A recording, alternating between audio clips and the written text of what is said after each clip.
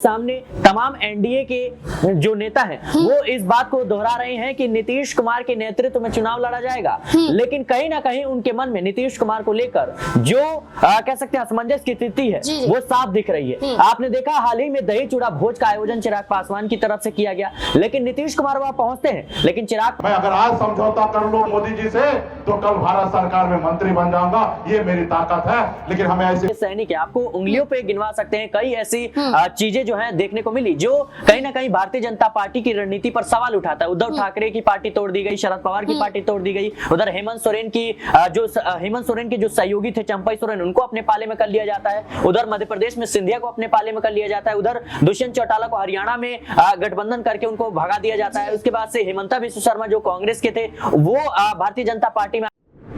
क्या बिहार में विधानसभा चुनाव से पहले एनडीए से गठबंधन तोड़ लेंगे बिहार के मुख्यमंत्री नीतीश कुमार? क्या नीतीश कुमार के साथ बड़ा खेला बिहार में होने वाला है? क्या नीतीश कुमार की खामोशी और नीतीश कुमार के चेहरे पर मुस्कुराहट क्या साफ दर्शा रही है कि भारतीय जनता पार्टी के साथ तो हैं, लेकिन भारतीय जनता पार्टी के साथ गठबंधन कब रहेगा ये वो खुद भी नहीं जानते हैं। क्या अब नीतीश कुमार के सीएम चेहरे पर भारतीय जनता पार्टी का फैसला ना लेना, क्या भारतीय जनता पार्टी अन्य दलों को साधने की कोशिश कर रही है? क्या अब महागठबंधन में सेंधमारी की जाएगी? क्या महागठबंधन को तोड़ने की तैयारी भारतीय जनता पार्टी कर रही है? क्या भारतीय जनता पार्टी को ये उम्मीद है कि नीतीश कुमार धोखा देंगे तो भारतीय जनता पार्टी को अन्य दलों के साथ मजबूत होना ही पड़ेगा? तो क्या ऐसे में विकासशील इंसान पार्टी प्रमुख मुकेश सहनी को अब भारतीय जनता पार्टी अपने पाले में लाएगी? क्या मुकेश सहनी पर दांव आजमाती हुई भारतीय जनता पार्टी नजर आ सकती है? ऐसा हम क्यों कह रहे हैं ये खुद मुकेश सहनी के जरिए सुनिए। मैं अगर आज समझौता कर लूं मोदी जी से तो कल भारत सरकार में मंत्री बन जाऊंगा, ये मेरी ताकत है। लेकिन हमें ऐसी मंत्री नहीं चाहिए, हमें ऐसी कुर्सी नहीं चाहिए जिस कुर्सी में बैठने के बाद हमारे अपने लोगों को भला नहीं कर सकता हूँ। ऐसे कुर्सी को हमेशा मैं अपनी जिंदगी में लात मारने का काम करूंगा साथियों, लात मारने का काम करता हूँ।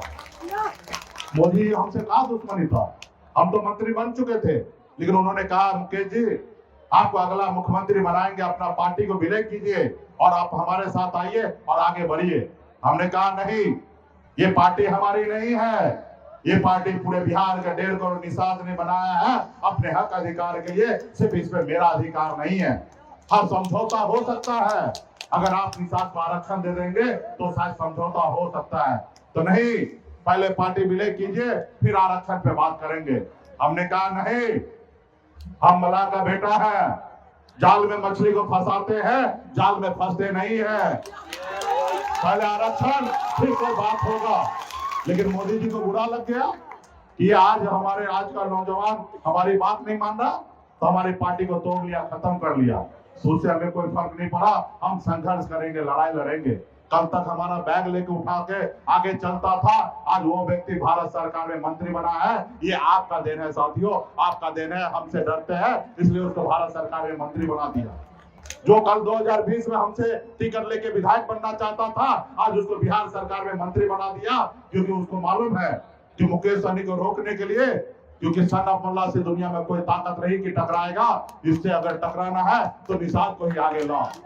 लेकिन पूरे बिहार में निषाद को पता है कि लीडर कौन है। सहनी का आपने बयान सुना, मुकेश सहनी ये कहते हुए नजर आ रहे हैं कि जब 2020 में भारतीय जनता पार्टी के साथ गठबंधन था तो इस गठबंधन में भारतीय जनता पार्टी ने एक शर्त रखी थी। शर्त ये थी कि आप अपनी पार्टी का विलय भारतीय जनता पार्टी में करा लीजिए तो हम आपको मुख्यमंत्री तक बना देंगे। मुकेश सहनी ये कहते हुए नजर आए कि मुझे गठबंधन तोड़ना सही लगा, लेकिन भारतीय जनता पार्टी में अपनी पार्टी का विलय करना सही नहीं लगा।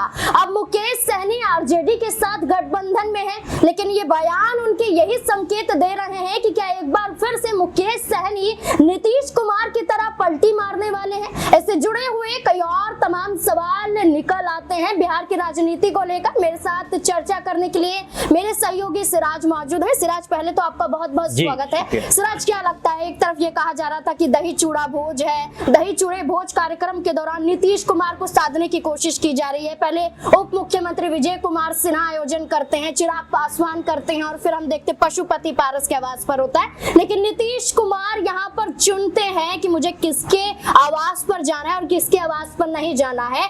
विजय कुमार सिन्हा के आवास पर पहुंच जाते हैं, चिराग पासवान के यहाँ पर पहुंच जाते हैं, पशुपति पारस के यहाँ नहीं पहुंचते, लेकिन चिराग पासवान भी नीतीश कुमार से मुलाकात नहीं करते। क्या लगता है कि नीतीश कुमार जो हैं वो जरूरी तो हैं, लेकिन सीएम चेहरे के लिए सबकी पसंद नजर नहीं आ रहे हैं? जी बिल्कुल, जाहिर सी बात है, जिस तरीके से इस वक्त बिहार में खासतौर पर एनडीए में गुटबाजी देखने को मिल रही है, इससे नीतीश कुमार की मुश्किलें बढ़ सकती हैं। देखा जाए तो एक वक्त पे चिराग पासवान वो शख्स हैं जो नीतीश कुमार के खिलाफ लगातार बयानबाजी करते थे, नीतीश कुमार की कार्यशैली पर सवाल उठाते थे, लेकिन अब वही चिराग पासवान नीतीश कुमार के कंधे से कंधा मिलाकर चल रहे हैं। लेकिन अब जहां नीतीश कुमार के चेहरे को लेकर के असमंजस की स्थिति में इस वक्त भारतीय जनता पार्टी है, तो कहीं ना कहीं चिराग पासवान भी इस बात का संकेत दे रहे हैं। भले ही मीडिया के सामने तमाम एनडीए के जो नेता हैं वो इस बात को दोहरा रहे हैं कि नीतीश कुमार के नेतृत्व में चुनाव लड़ा जाएगा, लेकिन कहीं ना कहीं उनके मन में नीतीश कुमार को लेकर जो कह सकते हैं असमंजस की स्थिति है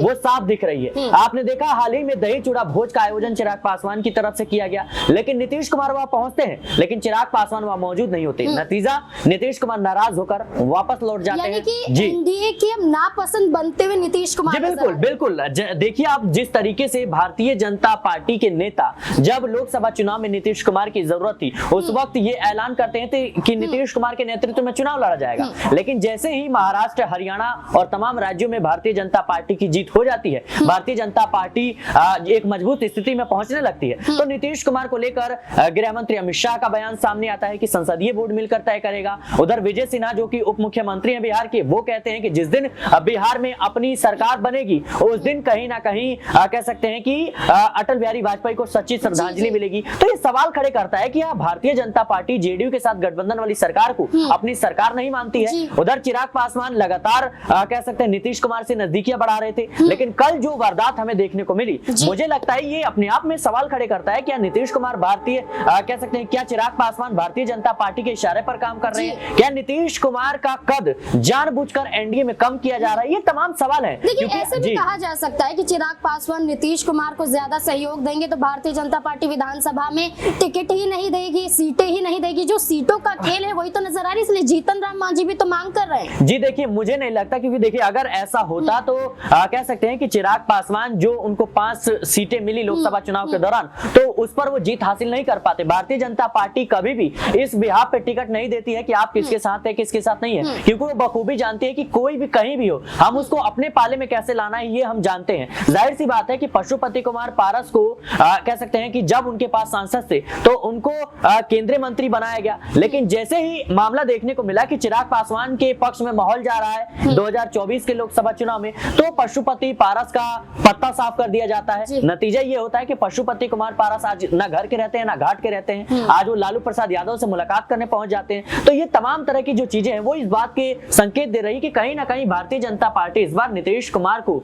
ठिकाने लगाने की तैयारी कर रही है। भारतीय जनता पार्टी नीतीश कुमार को ठिकाने लगा रही है, तो क्या ऐसे में मुकेश सहनी भारतीय जनता पार्टी के साथ गठबंधन में आएंगे? क्या मुकेश सहनी को बड़ा ऑफर दिया जा सकता है? ऐसा मैं सवाल इसलिए कर रही हूँ क्योंकि खुद मुकेश सहनी खगड़िया पहुंचे और वहां पर उन्होंने एक बड़ा ऐलान किया कि भारतीय जनता पार्टी और खासकर प्रधानमंत्री नरेंद्र मोदी ने ऑफर मुकेश सहनी को 2020 में दिया था।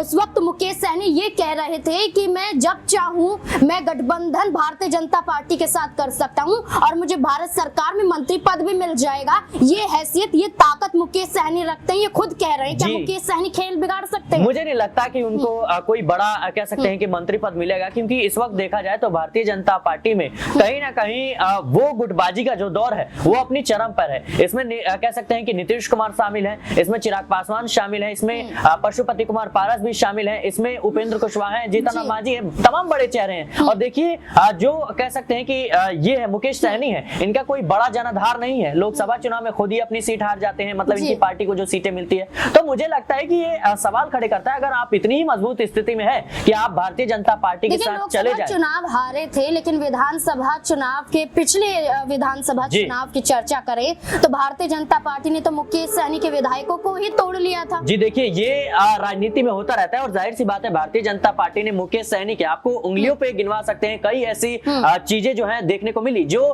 कहीं ना कहीं भारतीय जनता पार्टी की रणनीति पर सवाल उठाता है। उद्धव ठाकरे की पार्टी तोड़ दी गई, शरद पवार की पार्टी तोड़ दी गई, उधर हेमंत सोरेन के जो सहयोगी थे चंपई सोरेन, उनको अपने पाले में कर लिया जाता है, उधर मध्य प्रदेश में सिंधिया को अपने पाले में कर लिया जाता है, उधर दुष्यंत चौटाला को हरियाणा में गठबंधन करके उनको भगा दिया जाता है। उसके बाद से हेमंता बिश्व शर्मा जो कांग्रेस के थे वो भारतीय जनता पार्टी में आ जाते हैं। तो आप फहरिस्त है लिस्ट की, लेकिन मुझे लगता है भारतीय जनता पार्टी को जब किसी दल की जरूरत होती है तो उसको अपने पाले में लाना कोई बड़ी बात नहीं है। जयंत चौधरी का जिक्र कर लें, जयंत चौधरी को किस तरीके से लोकसभा चुनाव में अपने पाले में किया गया, नीतीश कुमार को खुद किया गया। इसके अलावा देखेंगे ओम प्रकाश राजभर जैसे बड़े चेहरे, संजय निषाद जैसे चेहरे मौजूद हैं। तो यहाँ पर नेताओं की लिस्ट है, पार्टियों की लिस्ट है, आप इसको बिल्कुल भी कह सकते हैं किसी से छुपा हुआ नहीं है कि बीजेपी को जब जिसकी जरूरत पड़ती है जाहिर सी बात है वो उसको अपने पाले में कह सकते हैं लाने के लिए हर संभव प्रयास करते हैं और कहीं ना कहीं ये हो भी जाता है। देखिए, मुकेश सहनी का इस वक्त पर बयान आया है जब नीतीश कुमार पर भारतीय जनता पार्टी फैसला नहीं ले रही है और भारतीय जनता पार्टी के हर फैसलों से नीतीश कुमार दूरियां बनाते हुए नजर आ रहे हैं। देखना होगा मुकेश सहनी का ऐसे समय पर बयान आना क्या दर्शाता है कि मुकेश सहनी को क्या बड़ा ऑफर भारतीय जनता पार्टी दे सकती है, और क्या मुकेश सहनी उप मुख्यमंत्री या मुख्यमंत्री की रेस में भी नजर आते हैं। क्या मुकेश सहनी अब महागठबंधन से अपना गठबंधन तोड़ते हुए बीजेपी से फिर गठबंधन करते हुए नजर आएंगे, या फिर मुकेश सहनी का जो बयान है जो ऐसे समय पर आया है ये दर्शा रहा है कि आरजेडी और तमाम दलों की मजबूती बरकरार है और नीतीश कुमार भी अब महागठबंधन में शामिल होते हुए नजर आएंगे। इस पूरे मुद्दे को लेकर आप क्या सोचते हैं, अपनी राय कमेंट सेक्शन में जरूर दें। देखते रहे स्पिन 9 न्यूज़। धन्यवाद।